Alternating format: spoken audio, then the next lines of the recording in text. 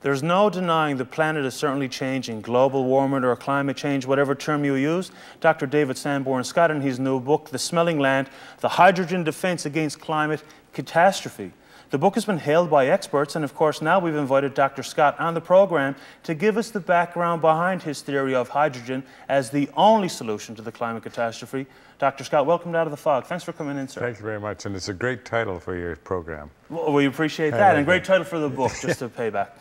Dr. Scott, it's a fairly complicated matter when we talk about global warming or any solutions for it, so let's break it down to the bare bones at the beginning. How do we get at hydrogen? What is it in its most basic form? Well, hydrogen, of course, is the simplest element of the universe, and there's more hydrogen than anything else. And if you're talking about how we use it as a fuel, which we'll be talking about, you have to do two things. You have to have a material from which you can mine hydrogen and an energy source to do the mining. And the obvious way is to mine it from water, because water, as you know, is made out of hydrogen and oxygen. And probably the way that most people know about it is from high school, when the teacher had to split water with electrolysis and some kid wanted to make a pop, do you know what I mean, and make it go bang. So that's, I think, how we would be introduced to how hydrogen is a fundamental element, at least of water. There are many other ways to make hydrogen, but it's commonly used.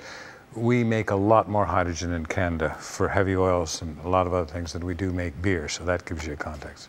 So when you talk about something so fundamental and abundant, how is it, in a nutshell, and we'll try and elaborate as we go on here, how is it the only answer to the climate catastrophe, as you put it? Well, I didn't say it's the only answer. What I said was it's an absolutely essential answer. Okay. And I think the thing that is troubling me is that people are missing the importance of it.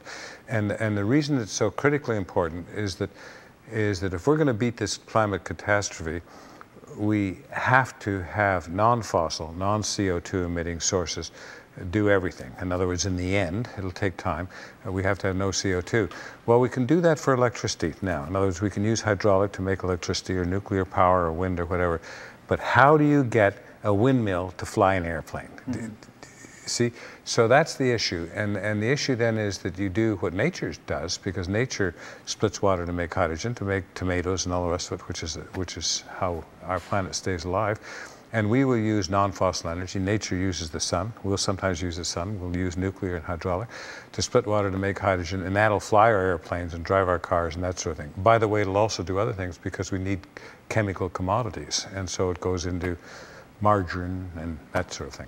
You point directly at transportation as being one of certainly the biggest polluters and the worst causers of carbon going into the atmosphere. And then, of course, nobody ever talks about that as a way to solve the global warming phenomenon. So it just seems so fundamental, but yet I've never heard of this explanation until I had a look at your work. Well, it seems terribly fundamental to me, and to me it's terribly simple.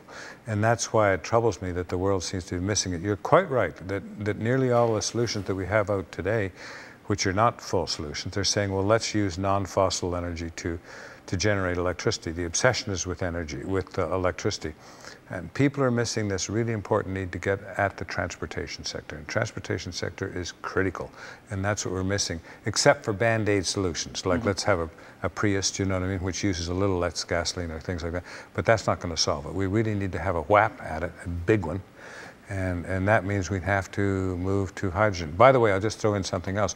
We've started. In other words, we flew to the moon on hydrogen, and only hydrogen could get us there, because hydrogen is so light. I don't know if you know this, but hydrogen for energy content is about 1/3 the weight of gasoline. So we'll gradually move to it.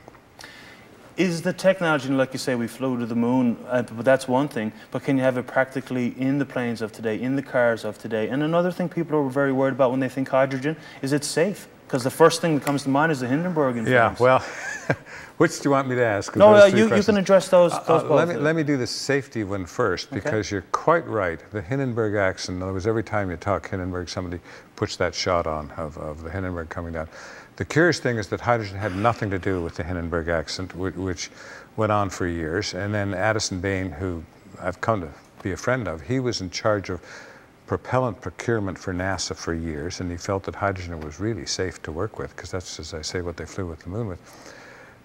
Then he looked into what really brought the Hindenburg down, and they coated the surface of the Hindenburg fabric so that it would reflect sunlight with a chemical composition which he realized, as near as darn it, what they use is the solid rockets. So I've listened to some of his presentations, and it's quite funny because he ends it, he says, if you're going to build a dirigible, don't paint it with a solid rocket propellant. So, but that's just that anecdote. The reality is that hydrogen is, by nearly all accounts, the safest of fuels. You know, it's so light. If you have liquid hydrogen, it's up and away before it can do anything. Its radiation from it is very low. For example, if you were using hydrogen in an airplane, you crash the airplane, you either kill everybody or there's some people that are there that are crawling away from the plane. And the tragedy is some of those people burn from the radiation that comes off, you know, the big red fireball. It won't be as good for new movies, because movies in the future, when they're just hydrogen, there won't be the fireballs, they'll just be things. They'll have to change their plot approach, They'll have I guess. to change the plan. But some of the non-fossil renewable energy sources that are out there, what role are they going to play, like wind, like solar energy? They'll make a contribution. The problem with I call them conventional wisdoms, not conventional wisdoms, that we have today. For example, wind. Let's just stay with wind. First of all, we're using wind to supply electricity, and wind is intermittent. If you're having a heart operation, you don't want the electricity to go off. So, you know, you have to not just have the windmill, but you have to have spinning reserves in the background, which could be hydraulic or whatever. So the intermittency is really dangerous with that, and there's no possibility that we can provide enough energy. And moreover, all those are subsidized heavily by governments because they're the fad, the people want them. So I'm not dismissive of wind. I am pro-rationality, that's all. In other words, let's count and use the numbers and see how much it can provide and realize that it's heavily subsidized. And I think, and this will probably make some people have white knuckles, I think that nuclear power is probably the safest and the cleanest, is the safest and is the cleanest and probably one of the most reliables. And I think that we'll go to that in the future. Newfoundland doesn't have to right away because it's got hydraulic. Yeah, let's talk about Newfoundland and Labrador specifically so far as producing hydrogen to make electricity and whatnot. What do we have available, especially in Labrador, which seems like it's, you know, the wealth of certainly hydro to drive production? What about Newfoundland and Labrador? Well, I think Newfoundland and Labrador is wonderfully positioned for that. And the important thing is that remember that how you generate electricity is you have a shaft that's twisting like this, and you have an alternator on it that makes the electricity. But we can make the shaft just a little bit longer and put a DC generator on it, which can then go into electrolysis. The old high school experiment is that big. And by the way, all those technologies are in place. And what you can do when you don't need the electricity, because the electricity goes like this, the demand, but that thing can just continuously produce it, is you produce hydrogen when you're not needing the electricity. And I think particularly for Labrador, I think that the Churchill Falls, both Lower Churchill and perhaps more can be developed Upper Churchill, if you look to the future, Europe is really going this way. Europe wants a clean transportation system. They are developing hydrogen rapidly. I think that they would love to have hydrogen sourced from a clean source, which Labrador would be.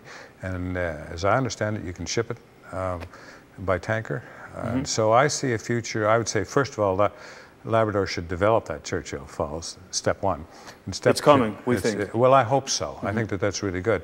And then you will produce electricity and in the future get ready to ship hydrogen. Inside our last minute here, Doctor, you said nuclear very quickly there, and of course probably the safest, most benign form of energy in the world. First thing people think of once again is 3 Mile Island, and it explodes, and people can't make the distinction between weaponry and nuclear power, but it is very safe and efficient, maybe the way of the future. I think it has to be the way of the future, unless civilization is determined to self-destruct, because this climate thing is really serious. And so, it's serious enough for you to call the book The Climate Catastrophe. Yeah. And it's also, I mean, it's getting rave reviews, and every time I Googled up one of the doctors who gave it a great review, these are people who have very eminent positions. Yeah, and so I was pleased with that. Let me one thing on 3 Mile Island. 3 Mile Island did not kill anybody. Correction, it didn't directly kill anybody. Right. No one died, no one even got sick. 3 Mile Island, the accident did indirectly kill them, because that was the thing that made the public demand no more nuclear power. And so they shut down nuclear power. What did they do? They put in coal, and coal kills a lot of people. And so we probably killed hundreds of people over the years by using coal instead of using nuke. And so the nuke was stopped because of 3 Mile Island. I wish we had more time. Smelling Land, the hydrogen defense against climate catastrophe. Dr. Scott, pleasure to meet you, sir. Thanks for coming on the program. My pleasure. We'll try and get this book in the hands of one lucky viewer. Now let's go find Chrissy.